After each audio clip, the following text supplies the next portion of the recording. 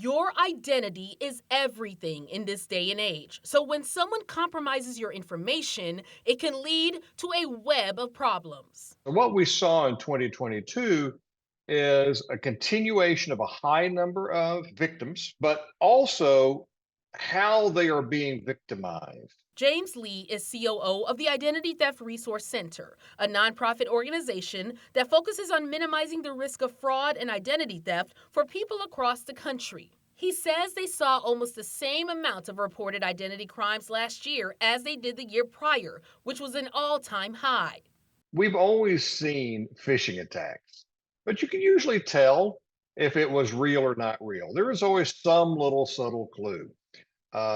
Now, these attacks are increasingly letter perfect. You cannot tell that it is not a legitimate contact from an organization. In its most recent report, the ITRC highlights different trends from 2022 and found 8,100 cases of identity crimes were related to compromised information. Lee says identity thieves are also improving social engineering techniques to convince people to share their personal and business information. Well, social engineering is where we basically manipulate you into giving us something that we want. Now, maybe that's information, maybe that's your login and password, could be your driver's license number. In 2021, they found DMV accounts made up 4% of accounts that were misused or taken over.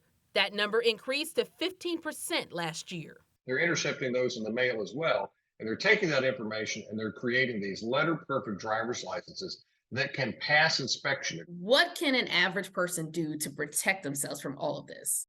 First and foremost, if you're concerned about your identity being misused, freeze your credit. Credit monitoring is great. It has value, no question about it. But it doesn't stop anything. It just tells you what has happened. Freezing your credit actually stops someone from opening a credit account in your name. Another layer of protection you can take is to have different passwords. Make sure you don't reuse passwords because if your account is compromised, that login and password that you use on that account and every other account you have can then be used to attack other accounts you have. So one password per account. Simple steps you can take right now to protect yourself in the future from identity crimes. With this Watching Your Wallet, I'm Caresse Jackman.